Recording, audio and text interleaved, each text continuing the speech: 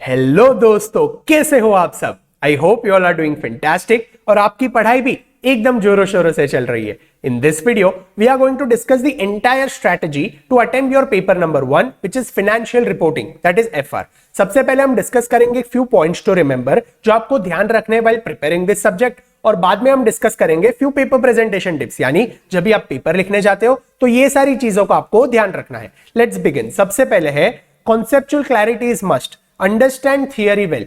आपके जो इंडेक्स का थियरी है, डेफिनेशंस हो गया, मेजरमेंट क्राइटेरिया है, रिकॉग्निशन प्रिंसिपल्स है, ये सारी चीजों का आपको कॉन्सेप्चुअल क्लैरिटी होना एकदम जरूरी है। तभी जाके अगर आईसीआई कोई एनालिटिकल क्वेश्चन पूछता है या फिर शायद कोई डिफिकल्ट क्वेश्चन पूछता है तो उसे आप अच्छे से अटेम्प्ट कर पाओगे। No need to by heart at it is not required. जो पूरा इंडेक्स है, उसका पूरा थियरी है, उसे बाय हार्ट करने की जरूरत नहीं है, बट उसका अंडरस्टैंडिंग होना जरूरी है। Next, focus on module questions only. Most of the paper will be from it.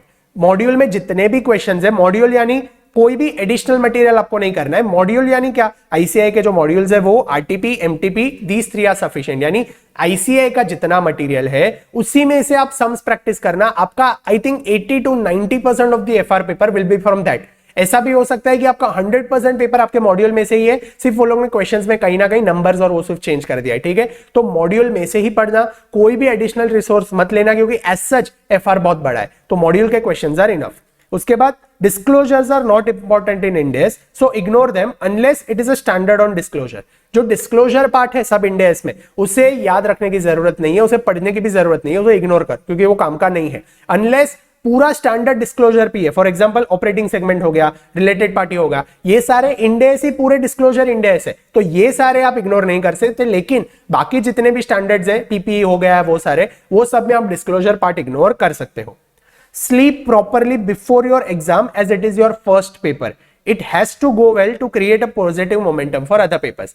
ये चीज मैं दूसरे पेपर्स, दूसरे सब्जेक्ट्स के स्ट्रेटेजी में नहीं बताऊंगा, लेकिन एफआर का जो पेपर है वो आपका फर्स्ट पेपर है। आप पहली बार सीए का पेपर लिखने जा रहे हो, इतनी बड़ी कॉम्पिटिटिव एग्जामिनेशन आप लिखने जा रहे हो, तो इट इज वेरी नेसेसरी कि आपका जो फर्स्ट पेपर है वो एकदम अच्छा जाए। अगर वो अच्छा जाएगा तो it will create a positive momentum for your rest of the papers. इसीलिए आपको अच्छे से रात को एटलीस्ट 8 आवर्स की स्लीप लेके ही पेपर लिखने जाना है, क्योंकि ये फर्स्ट पेपर है। इसमें आपको पढ़ने के लिए भी बहुत टाइम है। इनिशियली आप 4-5 डेज यूज करोगे एफआर पढ़ने के लिए, इसीलिए आपको अच्छे से सो के ही ये फर्स्ट पेपर देना है। Next, don't discuss solution of the paper after exam, directly come and start studying SFM. पहला पेपर है, आपको मन हो गया डिस्कस कर लूं, राइट हुआ है, रॉन्ग हुआ है, क्योंकि आप एग्जाम सिनेरियो से यूज्ड टू नहीं हो, इसीलिए आपको ये क्वेश्चन पेपर डिस्कस नहीं करना है। क्वेश्चन पेपर को कहीं आपके ड्रॉअर में रख दो, सारे एग्जाम्स खत्म होने के बाद डिस्कस करना, लेकिन अभी के लिए आपको पेपर डिस्कशन नहीं करना है, उसे कहीं साइड पे रख देना और सीधा एसएफएम की पढ़ाई करने बैठ जाना है। उसके बाद है writing practice is very important.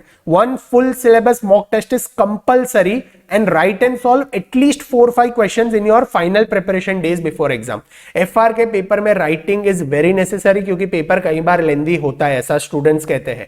तो आपको राइटिंग स्पीड मेंटेन करना है, आपको फटाफट लिखना है, और वो स्पीड कैसे आएगा, आप जितना ज्यादा राइटिंग प्रैक्टिस करोगे उतना ज्यादा आपको स्पीड मिलेगा। तो राइटिंग प्रैक्टिस जरूरी है। दूसरा, एक full syllabus mock test is very very compulsory. Exam में जाकर पहली बार पेपर लिखने की गलती कभी भी मत करना, क्योंकि एक तो फर्स्ट पेपर है, ऊपर से पेपर शायद लेंदी होगा, तो आपको वो जो फास्ट लिखना है और आपका जो माइंड है वो भी फास्ट चलना चाहिए ना लिखने के लिए, तो वो पूरा जो हम बोलते हैं कि एक्सपीरियंस है वो पहली बार जाके एग्जाम में मत लेना, नहींतर ऐसा हो सकता है कि दूसरी बार आपको जाके वापस एक्सपीरियंस लेना पड़े। इसीलिए घर पे आप एक बार फुल सिलेबस मॉक टेस्ट देना और उसके बाद ही एग्जाम में पेपर लिखने जाना। इट इज वेरी नेसेसरी कि आप घर पे एक फुल सिलेबस टेस्ट सीरीज लिखना। Full syllabus, chapter wise test नहीं लिखना है। Chapter wise test feel good रहता है, लेकिन उससे कुछ बेनिफिट नहीं होता, इसीलिए आपको एक फुल सिलेबस टेस्ट सीरीज लिखना है, उसके बाद ही एग्जाम में जाके पेपर लिखना है। और आपका जो 4-5 डेज का प्रिपरेशन है, फाइनल प्रिपरेशन डेज, उसमें भी एटलीस्ट एक कंसोलिडेशन का सम पूरा लिख के सॉल्व करना, एक बिजनेस कॉम्बिनेशन का सम पूरा लिख के सॉल्व करना, एक फाइनेंशियल इंस्ट्रूमेंट का सम पूरा लिख के सॉल्व करना, तो वो क्या आपका हाथ बैठ जाएगा लिखने में। तो एग्जाम में अगर वो क्वेश्चन आते हैं तो आप अच्छे से लिख पाओगे, आपका टाइम वेस्ट नहीं होगा और आप बीच में अटकोगे नहीं। ठीक है, तो ये सारे थे पॉइंट्स टू रिमेंबर। अभी हम आ जाते हैं पेपर प्रेजेंटेशन टिप्स पे। आप जब भी पेपर लिखने जाते हो तो कौन सी चीजों को आपको ध्यान रखना है। सबसे पहला, read and analyse entire paper in 15 minutes. Select 5 best questions that you want to attempt. Start with the question you know the best. आपको जो 15 मिनट का रीडिंग टाइम मिलता है वो टाइम वेस्ट करने के लिए नहीं है, वो वेरी क्रूशियल टाइम है। एग्जामिनेशन सेंटर पे टाइम पे पहुंचना, एटलीस्ट 1:30 को आपको पहुंच जाना है, so that you can sit there, you can relax, you can at least be comfortable with your place. और 1:45 को जब भी आपको पेपर हाथ में आता है तो वो 15 मिनट्स अच्छे से यूटिलाइज करना, पूरा पेपर ग्लैंस करना, और जो जो क्वेश्चंस आपको लग रहे हैं यू आर कॉन्फिडेंट कि नहीं ये मैं अच्छे से लिख पाऊंगा, वो सारे क्वेश्चंस आप सिलेक्ट कर लेना कि नहीं ये क्वेश्चंस मुझे अटेम्प्ट करने हैं और ये ऑर्डर में मुझे अटेम्प्ट करने हैं। And start with the question that you know the best, जो अच्छा पता है उससे आप स्टार्ट करो। Don't start with huge questions of consolidation or business combination. Solve it somewhere in between or in the end. भले consolidation का as it is module का क्वेश्चन आया है, लेकिन गलती से भी आपका पेपर कंसोलिडेशन या बिजनेस कॉम्बिनेशन के बड़े बड़े सम से स्टार्ट मत करना। बीच में शायद कोई एक आध दो एडजस्टमेंट ऐसे ट्रिकी आ गए जिसकी वजह से आप अटक जाओगे, तो आप स्टार्टिंग में ही कॉन्फिडेंस लूज करोगे, और जो एग्जामिनर है उसको भी वो फर्स्ट क्वेश्चन थोड़ा बहुत रॉन्ग या फिर कटिंग्स या ऐसा सब मिलेगा, तो मार्क्स आगे वो कम दे सकता है। इसीलिए कभी भी कंसोलिडेशन या बिजनेस कॉम्बिनेशन के क्वेश्चन से पेपर स्टार्ट नहीं करना है। जो जो छोटे छोटे क्वेश्चन है उससे आप स्टार्ट करो। कंसोलिडेशन या तो बीच में करो या फिर एंड में करो। मैंने एंड में सॉल्व किया था, तो आप जब भी कर सकते हो। अगर आपको लग रहा है इजी है तो बीच में एटलीस्ट आपने 30-40 मार्क्स का अटेम्प्ट कर लिया है, उसके बाद आप कंसोलिडेशन का क्वेश्चन कर लो, ठीक है। Underline important terms and names of Indians and box the final answer. ये प्रैक्टिकल पेपर है, यहाँ पे ज्यादा थियरी नहीं होगा, लेकिन जितना भी आप थियरी लिख रहे हो, जो भी इंडियस का एक्सप्लेनेशन दे रहे हो, उसको जो जो इंपॉर्टेंट पॉइंट्स है उसे अंडरलाइन करना, और जो आपको फाइनल आंसर है उसे बॉक्स करना। और इंडियस का अगर आप नंबर लिखते हो तो वो नंबर को अच्छे से अंडरलाइन करना, ताकि एग्जामिनर को पता चले कि आपको आता है। हमने पढ़ाई किया है, हमने पेपर लिख रहे, तो एग्जामिनर को दिखाने का ना कि हमें आता है, तो जो जो आता है वो अच्छे से हाईलाइट करके एग्जाम में आना, ठीक है। Quote indices only if you know. Indices गलत नंबर्स कोट मत करना, अगर आपको आता है तभी आप इंडियस के नंबर्स कोट करना, लेकिन लेकिन लेकिन you should know them, so by heart it up and learn it up. Indians के नंबर्स आपको पता होने ही चाहिए, इसीलिए बाय हार्ट करो, उसे लर्न करो और फिर जाके एग्जाम दो। ट्राई कि जितने आपको इंडियस के नंबर्स याद है ना उतने याद करने की कोशिश करो। It creates a good impression, और एटलीस्ट हम सीए कर रहे हैं तो इंडियस के नंबर्स तो पता होने चाहिए, इतने सारे कहां इंडियस है, ठीक है। तो you should know the numbers of indices. दूसरा, write question number and sub question number very clearly. If you think to attempt question number 3A, तो अच्छे से आपके क्वेश्चन स्टार्ट करते हो ना, उसके ऊपर आपके जो आंसर शीट है उसके टॉप में ही लिखो क्वेश्चन नंबर 3A, उसको बॉक्स कर दो, तो एग्जामिनर को क्लियरली विजिबल है कि कौन सा क्वेश्चन सॉल्व किया है। फिर जब 3B लिखते हो तो सिर्फ B मत लिखना, क्वेश्चन 3B ऐसे क्लियरली लिखना, और जब भी यू स्टार्ट क्वेश्चन नंबर 3 तो पूरा क्वेश्चन 3 सॉल्व करना, फिर क्वेश्चन 4 पे जाना। क्वेश्चन 4 आपने स्टार्ट किया तो पूरा क्वेश्चन 4 खत्म करना, ABC, उसके बाद क्वेश्चन 5 पे जाना, ठीक है। तो ये चीजों का आपको ध्यान रखना है। दूसरा, presentation should be neat, start new question on the new page. नया क्वेश्चन नए पेज पे स्टार्ट करना है, और आपका पेपर प्रेजेंटेशन नीट होना चाहिए। जरूरी नहीं है कि आपने वो टेबल्स वाले सम सॉल्व किया तो हर जगह लाइन मारो, लाइन मारने की जरूरत नहीं है, लेकिन पेपर नीट होना चाहिए, देखकर अच्छा लगना चाहिए कि नहीं भाई हमारा पेपर अच्छा है, स्टूडेंट ने पेपर अच्छा लिखा है। Next, many students find paper very lengthy, so you need to be fast from the start.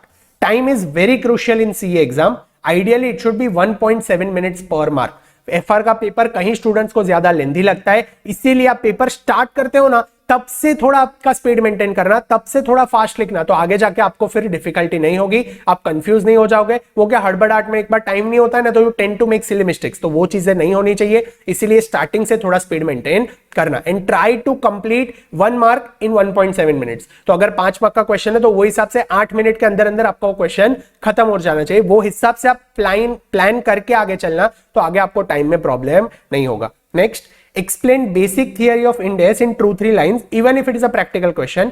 It creates a good impression on the paper checker. अगर आपको कोई फाइनेंशियल इंस्ट्रूमेंट का सम है जिसमें हाइब्रिड इंस्ट्रूमेंट है, या फिर रिलेटेड पार्टी का सम है, या फिर कोई पीपीई का सम है, तो वो सम में अगर आपको कोई थियरी पता है थोड़ा, तो 2-3 लाइन में इंडियस का नाम कोट करके एटलीस्ट 1 या 2 लाइन में सिर्फ थियरी लिख लो। It creates a good impression कि नहीं ये बंदा एक्सप्लेन कर रहा है और फिर ये प्रैक्टिकल क्वेश्चन सॉल्व कर रहा है। अगर टाइम कम है, पेपर एक्सट्रीमली लेंदी है तो जाने दो, लेकिन यूजुअली इतना लेंदी नहीं होता है। आपको ये सारी चीजों के लिए टाइम मिलता है, क्योंकि मैंने खुद ये किया था, हमारे अटेम्प्ट में भी पेपर लेंदी था, लेकिन ये सारी चीजें हो सकती है। It creates a good impression on the paper checker, और आपको टेंडेंसी होती है कि मार्क्स ये ज्यादा दे सके। तो जब भी आप कोई प्रैक्टिकल क्वेश्चन अटेम्प्ट करते हो तो वो इंडेक्स का कुछ रिलेवेंट थियरी आपको लग रहा है जो 1-2 लाइन में आप एक्सप्लेन कर सकते हो, तो एटलीस्ट 1-2 लाइन में उसे एक्सप्लेन करना, और फिर आपका प्रैक्टिकल क्वेश्चन स्टार्ट करना। उसके बाद है, do not forget to write narration in the sum with journal entry.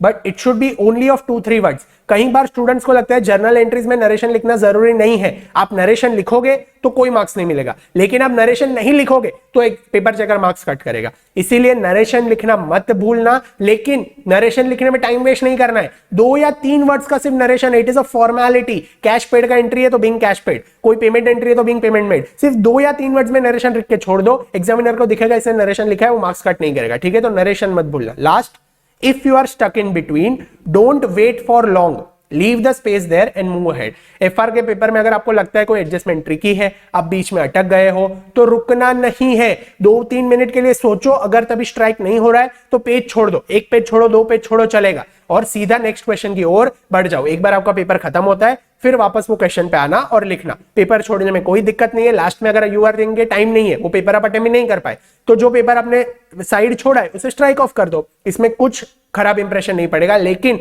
अगर आप वो क्वेश्चन पे अटके अटके टाइम वेस्ट कर रहे हो तो आपका जो आता है वो भी छूट जाएगा, और जहां पे आप मार्क्स अर्न कर सकते हो वो आप अर्न नहीं कर पाओगे। ठीक है, तो ये सारी चीजों को आपको अच्छे से ध्यान रखना है। अभी ये पूरा जो स्ट्रेटेजी शीट है ये वीडियो के डिस्क्रिप्शन बॉक्स में लिंक दे दूंगा, वहां से आप डाउनलोड कर सकते हो। अगर आपको मेरा FR पेपर देखना हो तो मेरा जो एग्जाम का आंसर शीट था वो भी मैं वो लिंक में अपलोड कर दूंगा, तो आप मेरा आंसर शीट भी वहां से देख सकते हो कि how I had written my paper. ठीक है, तो all the very best for your exams. First paper FR का है तो अच्छे से अटेम्प्ट करना, एंड आई एम श्योर कि you will surely clear with flying colours and become CA this attempt. ये अटेम्प्ट में आप CA बनने ही वाले हो। कमेंट सेक्शन में अपना नाम के आगे CA लिख के जाना कि नहीं भाई ये अटेम्प्ट में तो मुझे CA बनना है और बनना ही है। ठीक है, तो पढ़ाई करते रहना, डरना मत, आपका प्रिपरेशन अच्छे से हो गया है। You are a fighter, you are a warrior, तो पढ़ते रहना। मिलते हैं अगले वीडियो में, तब तक के लिए keep smiling, be happy, keep studying, stay motivated. Bye bye.